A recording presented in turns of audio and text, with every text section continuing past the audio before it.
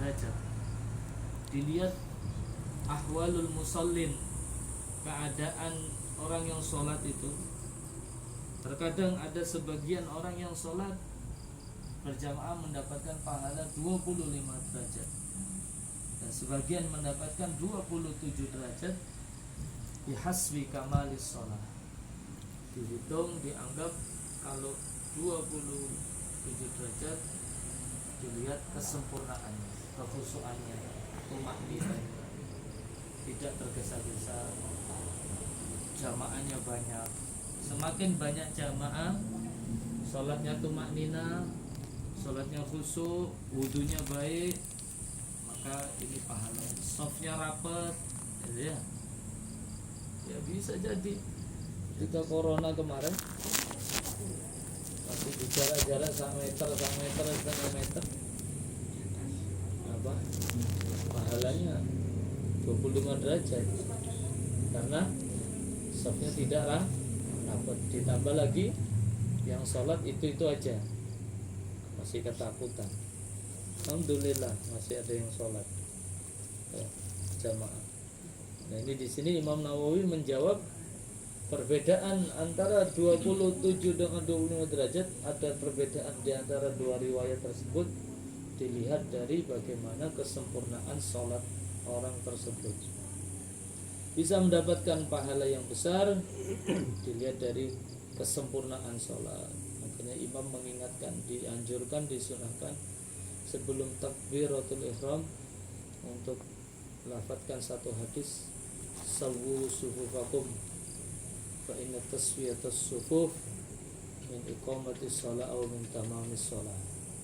Rapat, luruskan shaf, karena dengan merapatkan shaf kalian akan menambah kesempurnaan sholat berjamaah. Pahalanya 27 derajat dibanding dengan sholat sendirian. Kalaupun tidak bisa sholat berjamaah di masjid, rumah sama istri, sama anak, ya, akan mendapatkan keutamaan dan keistimewaan. Di antaranya yang Allah berikan pahala yang besar bagi orang yang melaksanakan sholat berjamaah, maghfiratud dzunub, mendapatkan ampunan dosa-dosanya akan diampuni. Dari Sayyidina Utsman radhiyallahu anhu, qala sami'tu Rasulullah sallallahu alaihi wasallam yaqul,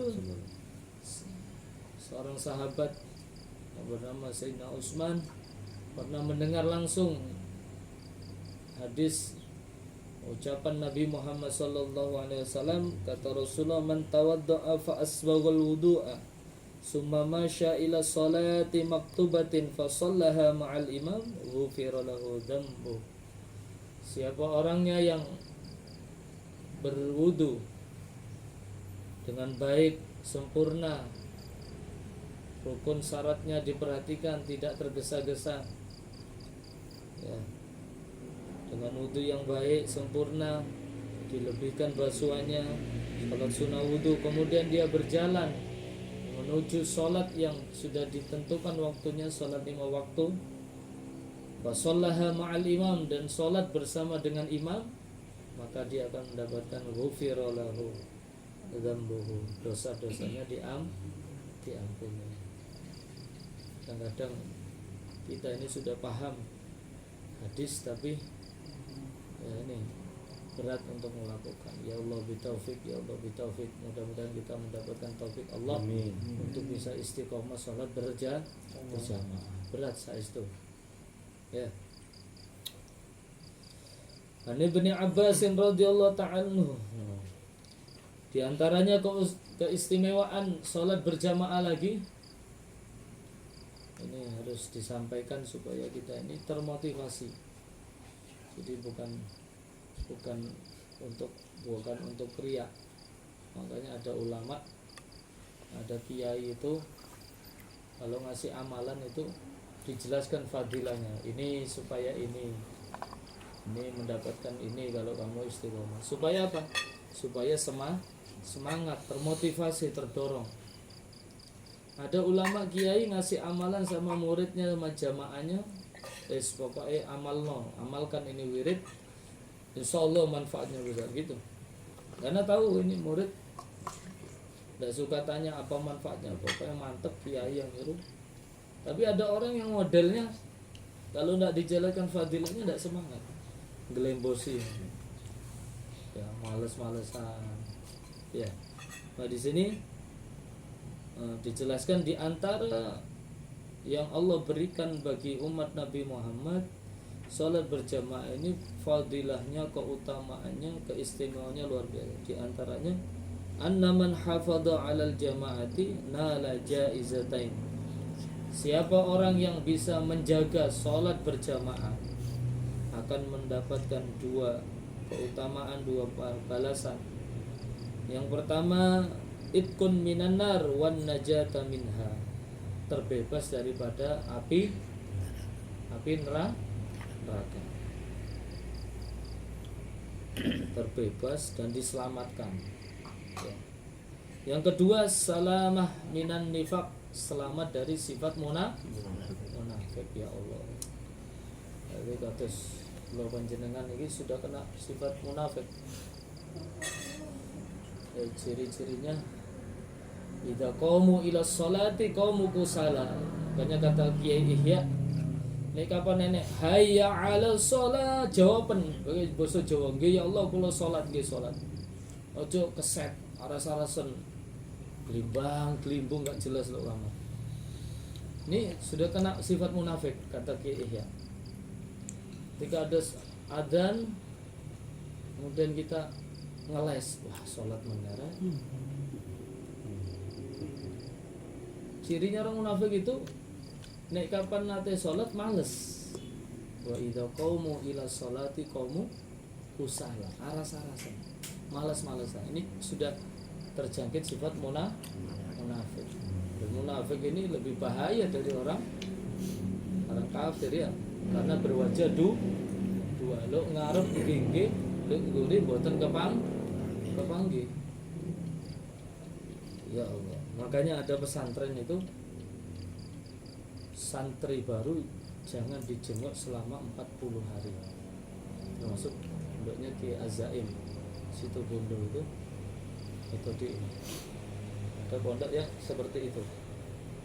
40 hari jangan dijenguk dulu.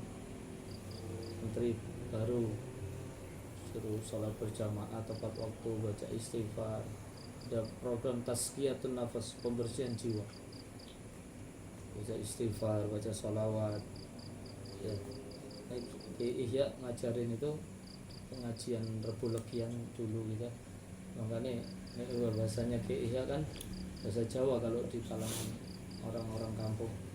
Ketika ada adzan berkumandang hayya 'ala shalah, langsung tangi jumrintik, nggih ya Allah. Cangkeme mulutnya ngomong nggih ya Allah, kula salat, saya salat. Supaya terhindar daripada sifat munafik. Ya Allah, mari.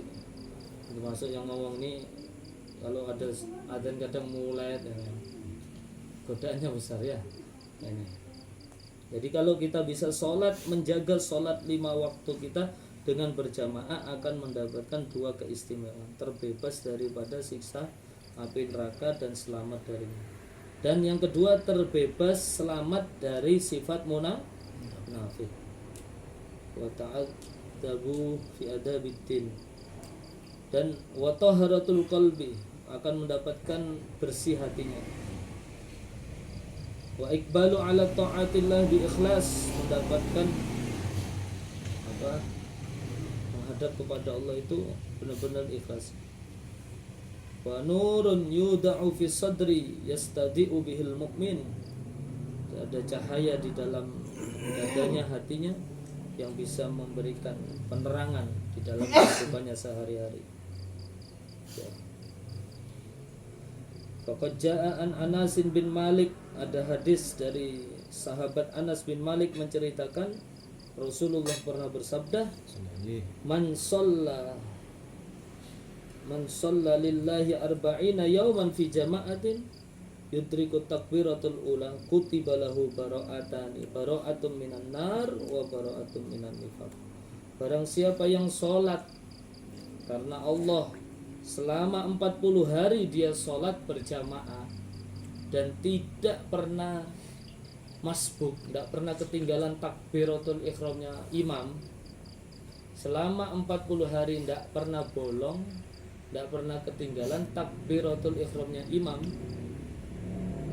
takbir yang pertama, maka dia akan ditulis baginya selamat dari api neraka, siksanya api neraka, dan selamat dari sifat munafik. Monggo dicoba ya. Kalau di pondok dulu enak, nggak kepikiran. Ya, kalau sudah punya anak, punya kerjaan, nah ini nih makanya pahalanya besar. Ya. Orang yang ibadah yang sudah punya anak, punya istri itu pahalanya lebih besar, apalagi bisa sholat berjamaah. Di pondok enak bisa istiqomah. Bahkan di langitan tuh kalau nunggu Pak Yai keluar itu bisa 1 jam, 2 jam. Makanya duduk itu nunggu di musholanya, baca Al-Quran, hafalan itu. Nunggu sholat berjamaah itu sejam bisa. Ya. Karena tirakatnya kiai-kiai langitan itu sholat berjamaah. Tirakatnya kiai-kiai langitan sholat berjamaah. Jadi nunggu 1 jam, hampir 2 jam itu nunggu khodam-khodamnya kiai yang bantu-bantu kiai yang masih di sawah, masih di kebun, ngurusi sapi, ngurusi tambak, ngurusi macam-macam, ngurusi khodam-khodam yang ribuan itu supaya ikut berjamaah. Sampai dulu didenda, tidak sholat berjamaah sekali denda semen sak. Didenda 1 semen 1 sak, 50.000 semen Gresik, supaya ada efek jerah. Karena di situ ada manfaat yang luar biasa. Ya, jadi kenapa di pondok itu tidak ada, di pesantren itu demo itu tidak ada, karena nurut dengan barokah sholat berjamaah. Apa kata kiai, orang nomor 1 di pesantren kan kiai, pengasuhnya, habibnya. Pengasuhnya bilang ya semua ya sami nawat, karena sholat berjamaah. Kalau sholat dewe-dewe tidak ada pertautan hati, tidak ada pertautan hati. Makanya dulu ada jamaah tabligh Pakistan, jamaah tabligh Indonesia yang ke Pakistan, tanya sama jamaah tabligh yang dari Indonesia, bagaimana sholat subuh berjamaahnya orang-orang Indonesia. Ya seperti itulah. Bahasanya saya la yamutu wa la yahya, tidak bermutu ngentekno biaya. Artinya sholat subuhnya ya kalau paling bisa dihitung jari gitu ya. Nah, ini dipantau sama orang-orang musuh-musuh Islam, itu bisa dipantau dengan kekuatan sholat berjamaah. Makanya sempat ada gerakan itu kan, gerakan 212 ya, untuk sholat subuh berjamaah. Di situ kekuatannya ada. Ada kekuatan. Ya, kalau bahas secara fikih, ya sholat berjamaah itu hukumnya fardu kifayah. Gitu. Tanya di sini, sholatul jamaah fardu kifayatin 'ala rijal al-muqimina fi sholatil khamsi wa fardu 'ain fil jum'ati. Sholat berjamaah itu hukumnya fardu kifayah. Ini kadang-kadang kita itu anak-anak pondok itu terlalu kefikihan, berpatokan dengan definisi fikih. Fardu kifayah, sampai aja yang sholat, yang sudah gugur, yang penting sak kampung ono sing berjamaah harus gugur. Ini memang benar, tapi dalam beramal ini kita harus lebih banyak membaca hadis-hadis Riyadhus Shalihin supaya semangat dalam mengamalkan ilmu ini keutamaannya. Jadi fardu kifayah niku sak kampung mboten enten sing berjamaah, satu kampung mendapatkan dosa. Katakan Nur Salikin Gunung 4 ya, contoh ya, tidak ada yang sholat zuhur, kosong, kelompong masjidnya, ada yang adzan, tidak ada sholat berjamaah. Kampung itu dapat dosa karena tidak ada yang mendirikan sholat berjamaah. Di dalam kitab Taqriratus Sadidah itu ada hadis ya, jadi kalau kampung itu sholat berjamaahnya tidak diperhatikan, istahwada alaihimus syaitan, gampang diadu domba oleh setan, tidak rukun. Bahkan Mbah Yai Fakih dulu pernah jelasin, kampung itu bisa dilihat tentrem, adem, enak masuk situ, rasanya di hati itu biasanya kalau sholat berjamaahnya rajin orang kampung situ enak masuk ke situ, meskipun kelihatannya rumahnya tidak mewah ya. Jadi kampung itu tidak gampang diadu fitnah tetangga sama tetangga rukun, itu bisa dengan sholat berjamaahnya. Kalau sholat berjamaahnya tidak diperhatikan ya sudah, acu tak acu, ada tetangganya sakit yang tidak peduli ya. Nah ini gampang diadu domba. Jadi fardu kifayah bagi laki-laki yang mukim, yang tidak bepergian di dalam melaksanakan sholat 5 waktu. Dan sholat berjamaah di dalam sholat Jumat, hari Jumat itu hukumnya fardu ain. Jadi tidak boleh sholat Jumat sendiri, khutbah sendiri di rumah no dewe, sholat sendiri tidak boleh ya. Jadi sholat Jumat itu harus berjamaah. Itu terkait dengan sholat Jumat. Wallahu a'lam bishawab.